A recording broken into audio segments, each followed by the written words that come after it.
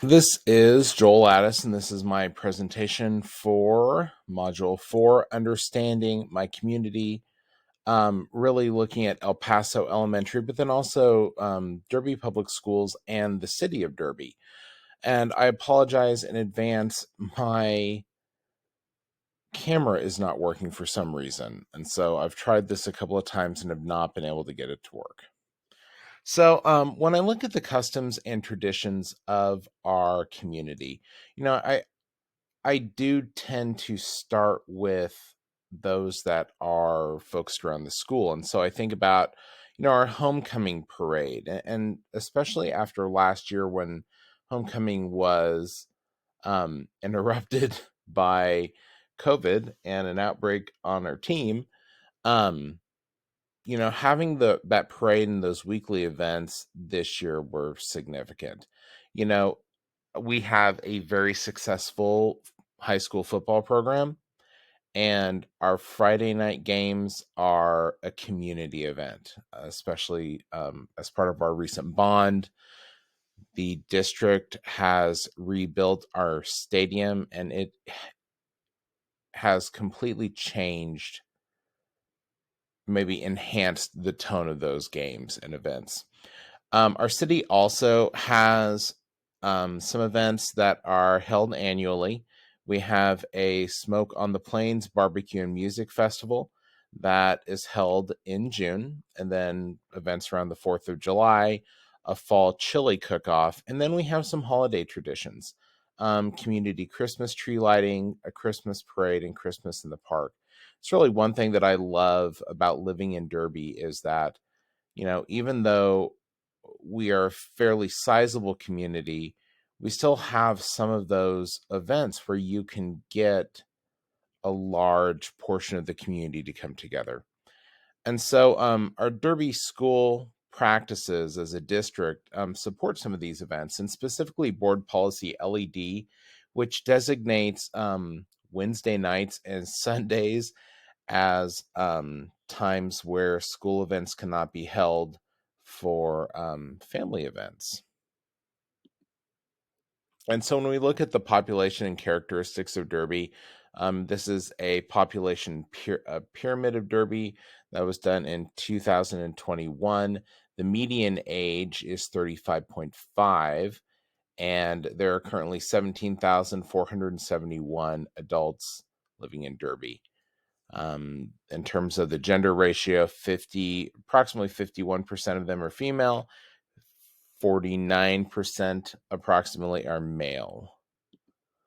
When we look at then just some other population characteristics, I looked at the origins of citizens and non-citizens, and you'll see that, in terms of citizens, almost 60% were born in Derby. Almost 97% were native born, 3.5% are foreign born. Approximately 1%, based on this data, are non-citizens, and 2.37 are naturalized. We are predominantly a white community, 89.2%. And then when we look at our education, the majority have at least a bachelor's degree or some college or a high school diploma. Several have associate's degrees, several have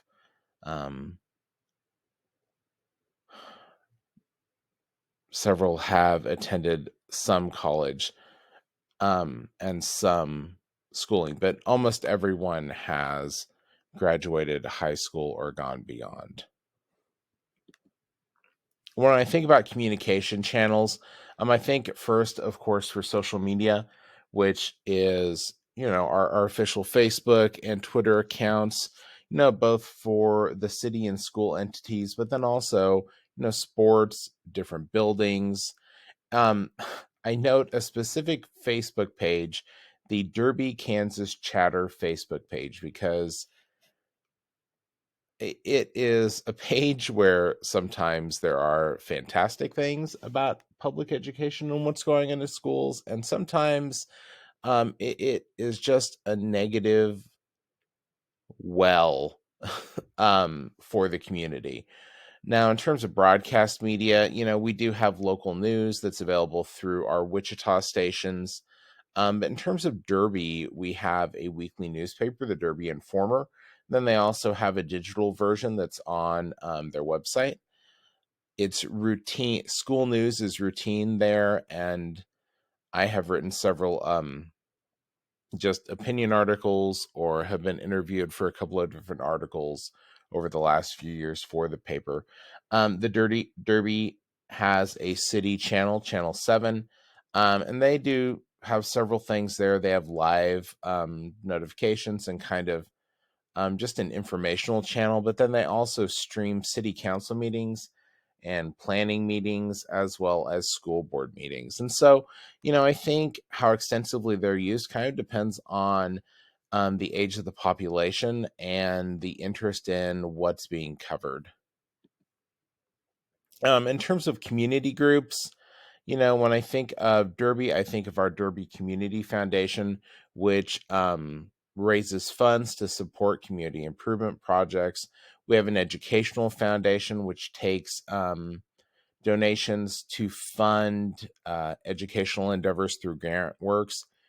Each school site has a PTO or a PTA that works to raise funds and support students' education and provide activities and opportunities for students as well. The Football Booster Club and the Band Booster Club are significant parts of our community, especially at the high school level. Derby is home to several large churches, and I really feel like in the last few years, especially when I think about local elections, the churches have started to have a significant impact on the community. When we look at leadership, beyond governance and community leaders, I think about our Derby Chamber of Commerce, our Lions Club, our Rotary Club, and then our police and fire department. We have a police department that's very active within our school in terms of having resource officers and adopt a school officers, and then the DARE program. We have a program called Shop with a Cop, where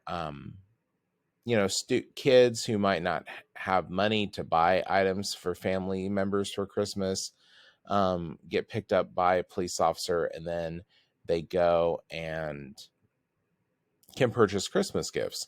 And that those funds are actually provided by the Chamber of Commerce, but also then the Lions Club. So when we look at economic conditions, there's a 64.5% employment rate in Derby and a 3.4% unemployment rate. The median household income is $73,322, and then the mean household income is $89,860. In terms of a political structure, we do have a mayor who is elected by the city as a whole, and he has been our mayor now for 6 years. We have a city council, and there are multiple wards in the city.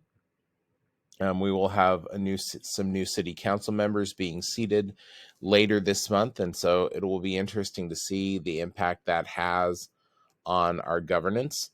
There are multiple then boards and commissions, but some of the ones that I see having more of a significant impact on the day-to-day life are the El Paso Water Company Board, the Community Development Board, and our Derby Planning Commission.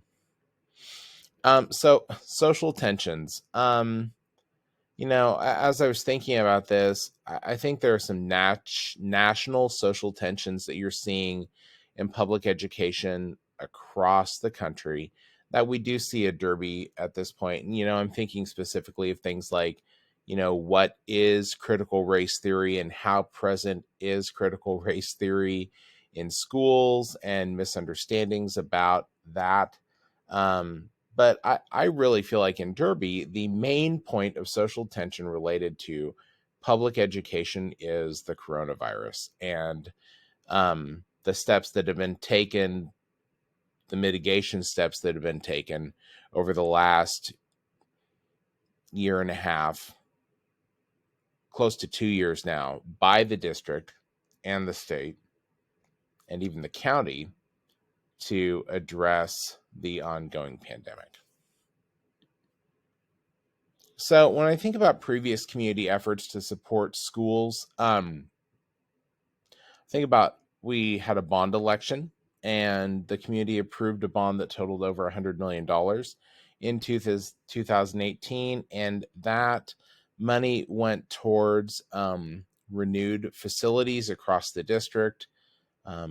One middle school, which had been older, was renewed. There have been multiple projects completed at 6 of the 9 elementary schools. 3 of the elementary schools have been completely rebuilt. And then some new non-attendance center facilities have been built as well. There's a new central kitchen, a new transportation department, a new district administration center, and then there's also a new stadium. And then the district has also put money into recreational facilities in the last 10 years. We have a new fabulous central park that has a large venue that can be used to host larger events. It has a gazebo, which we actually use as a association to host our new teacher breakfast every year. And then just lots of area to play. And the community uses it for events as well, such as the Christmas tree lighting. A skateboard park was built and actually converted out of an old swimming pool park when the new swim park was built. There is a new dog park that has been built and opened in the last few years. And then also a waterfront park. And that is in addition to approximately 10 parks the district already had across, or not the district, the city had across its boundaries. And so, when I think about our power structure, I've kind of already talked about some of those entities that have power in our community. The Chamber of Commerce represents the business community. You have the mayor and the city council and kind of that governance piece. The churches wield what I view as a significant amount of power, especially considering their influence, as I said, on some of the more local level elections, specifically in 2021. And I just then also feel like the school system is involved in that power. And when we're looking at the ways we want to engage community stakeholders and be successful, really looking at how the school district can leverage its own power in collaboration and working with those other entities to maximize the impact they have on students. So, multicultural issues, as I said, Derby is predominantly a white community. But when we look at Derby Public Schools, there are some schools in the district that are outside of the city of Derby, specifically Cooper and Oaklawn Elementaries in the Oaklawn Sunview area, and then at McConnell Air Force Base, which is Wyantier Elementary. And so those buildings have a different population. They have a different SES level than the schools that are in town. And so there are some cultural differences both in between the student populations in those buildings and then also, honestly, even the staff between those buildings. As in my role as president of the Teachers Association, I hear concerns from teachers across the district.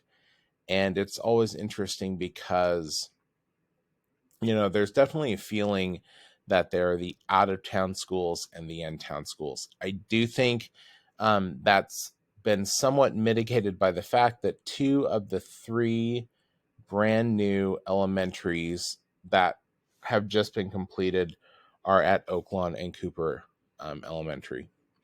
So then just thinking about dress codes in order to, account for different cultural issues. The Derby schools does have a dress code, that's defined by a Board of Education policy, but it really addresses, what are and are not appropriate graphics, what are inappropriate messages on clothing, and then the fact that clothing needs to meet the function of the activity the students are participating in. And then really, over the last few years, the district is engaged in the public in multiple ways to get feedback. And generally, the public has had a favorable view of the district's work. I think about a community-wide boundary committee process that I took part in several years ago, thinking about member participation, community member participation in multiple committees across the district at the building and the district level. I think about the fact that the district, as well as the teachers union, work together to host community forums during board election years. But I do feel that the events of the last year and a half, 2 years have impacted that relationship. There's been a disconnect between what the community wants, or, if we look at data that was taken and shared at a board meeting in April of 2020, at that point, 55% of the stakeholders in the community wanted to get rid specifically of masks in terms of a COVID intervention policy, and 55% of school employees wanted to keep those. And so, there has been a disconnect there. And I feel like the farther we've gone into this situation, the wider that circumstance has gotten. I do feel like the district can increase community involvement through participation in building and district committees, as well as through maybe some additional community forums. We have held several forums to get feedback on the usage of ESSER funds, and I've been fortunate enough to sit in on each of those. And when those forums are held, community members also have an opportunity to provide feedback through just online forums or submitting written notes. And so it's not just be it if you can be here from 12 to 1, then you can participate. It's providing multiple ways to engage the community. An interesting note, we had 3 new board members elected in November, and those members will be seated on January 10th. And I feel like that could impact, the way the public is engaged going into the future. And so when I look at the standard correlation, we were asked to understand and articulate the specifics of our community. And by doing so, we're going to increase our ability to be able to use that knowledge, as well as our communication skills to engage our stakeholders, as well as our school staff. And the goal is always to maximize the learning for our students. And we can do this through being successful advocates and then developing those partnerships through just some intentional, authentic discussions that can be aided by having an understanding of the community. In terms of relevancy, this assignment was relevant to my learning, as it really forced me to take an in-depth view of the community. And I've lived and worked in Derby for most of my life. I feel like there's a fairly strong chance that I'll move into a different leadership position next year in my district. I've actually already applied for a job that will be open next year.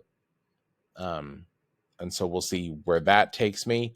But, by really forcing myself to think this way about the community, it just has really, I guess, caused me to think through my community using maybe a different lens or a different structure than I had before. And I'll be honest, in terms of my reflection, I don't feel as comfortable with this submission as in terms of, feeling like I've done as well of a job as I have on some of the others. But I do feel like it's encouraged me to think about my community in a different way, a different process, a different structure, or a more structured approach. And by engaging into a specific structure, it helps me establish a more defined process for my thinking. And that can help me just in different situations or as I'm working with different entities within my community. And that will help me make me a better future educational leader. So I do have some references here, and a lot of my references came from the city website, and then an article in the Derby Informer, and then Derby Public Schools board policies, and then information about the bond election. I did get some information from the Kansas Department of Education, and then also from a population review of Derby, Kansas. So thank you very much.